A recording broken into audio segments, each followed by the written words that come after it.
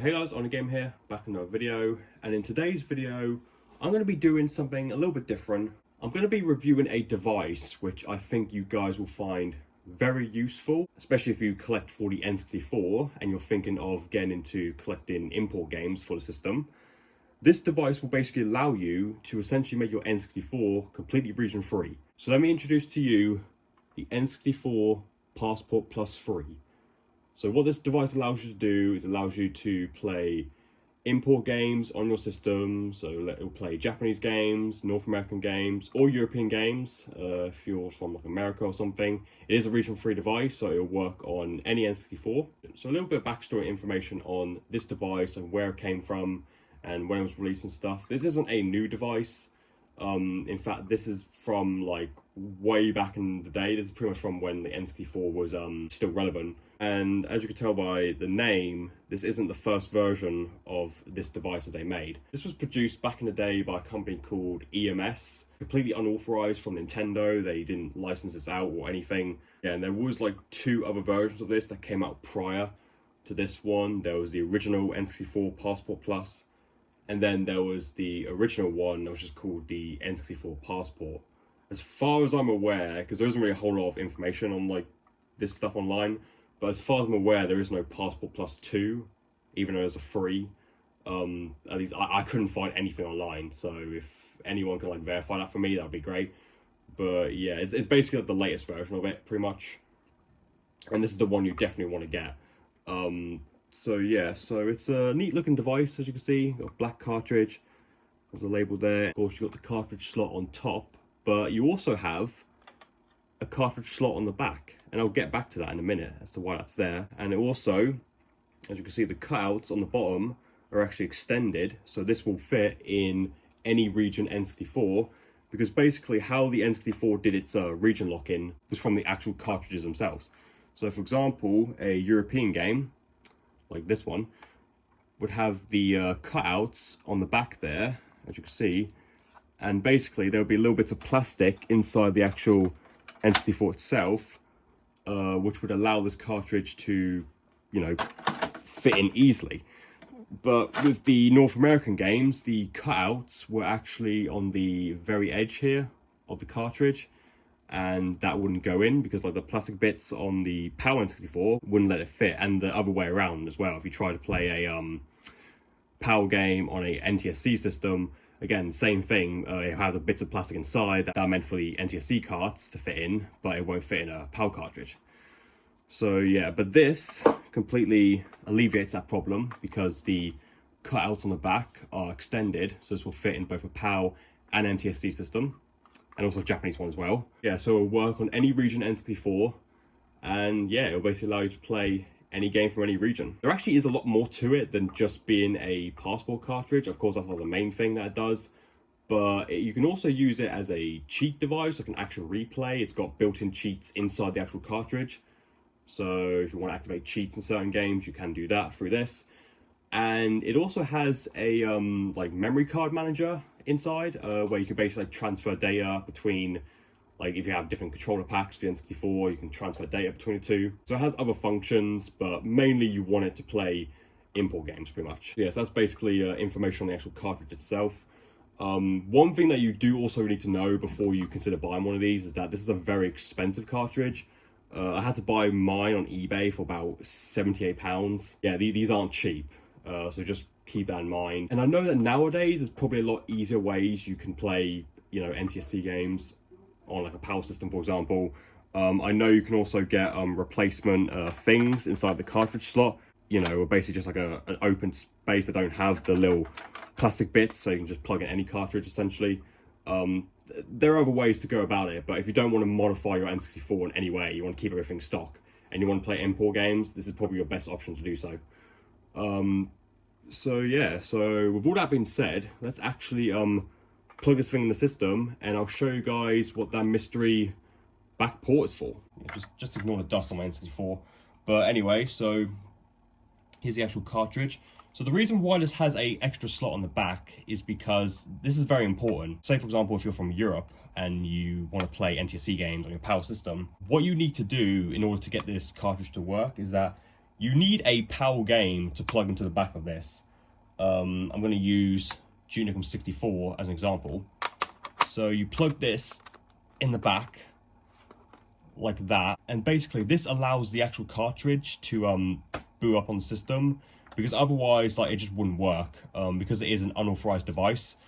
It won't work on its own. So basically you need a PAL game, or if you're from America, an NTSC game, to basically use it as a boot cart so the thing will actually function more or less. But basically you take a game from your region, put it in the back, and then you take a game from another region. So like for example, I've got an American game right here, which is Tony Hawk's Pro Skater 3. And you simply put that on top, like so. And then you plug that in the actual N64. And voila, that's all you have to do pretty much. So yeah, I know it may seem ridiculous, but this is how it works. You have to have another game in the back there in order for this whole thing to operate pretty much. So just keep that in mind. Also, I can't actually confirm this necessarily, but some games may not work with the boot cart. I know there is a list online of games that are recommended to use as the boot cartridge, like Duke Nukem 64 is one of them.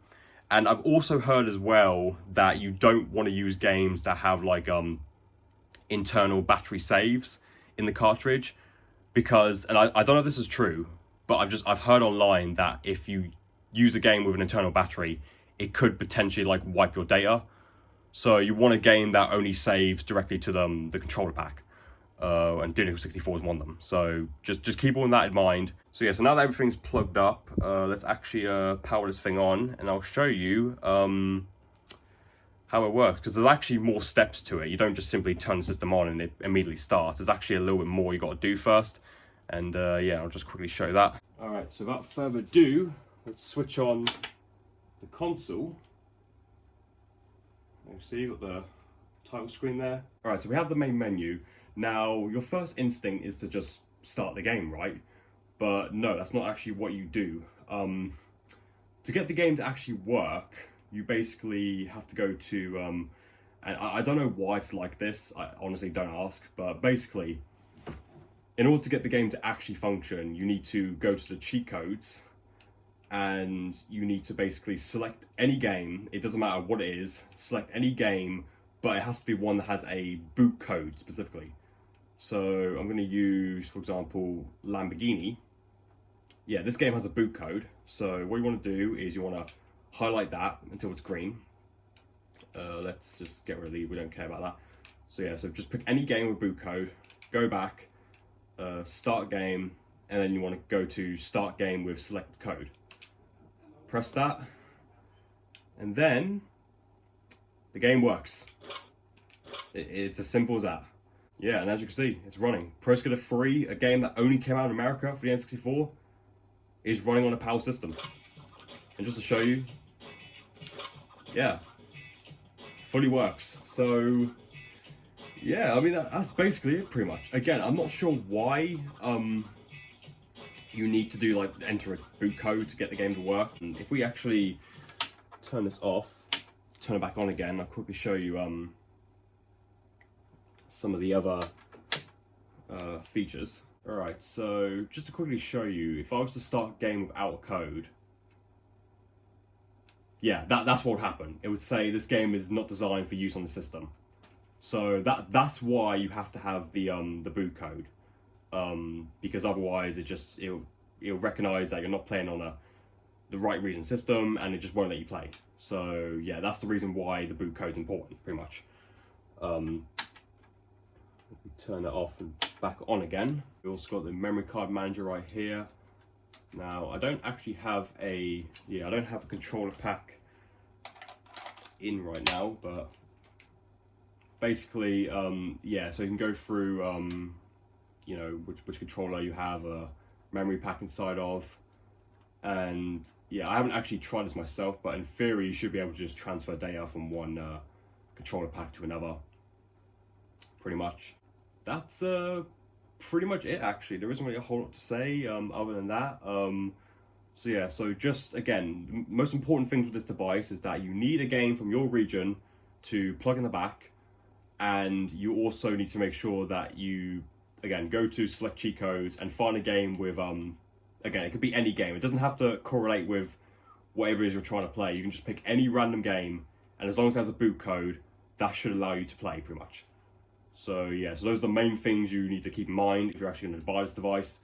But yeah, but it works. It works great. I mean, it is really expensive, like I mentioned earlier, but it is a great device. Again, it's an easy way to play import games. If you don't want to mod your system, and you still want to play with the original cartridges, it's the best way to do it, at least as far as I'm aware. But that's basically it. That's all I've got to say. That's my review of the N64 Passport Plus 3. And yeah, so I hope you guys enjoyed this video. Let me know down in the comments if you own this particular device, and you know, if you've had one before, let me know what your thoughts are on it, or if you're thinking of maybe getting one, perhaps maybe I'll convince you to get one. But yeah, but overall, it's a great device, works like a charm, and yeah, I recommend it. So with all that being said, I hope you guys enjoyed this video. Don't forget to like, subscribe, and peace. I shall see you guys in the next video. Till then, take care now.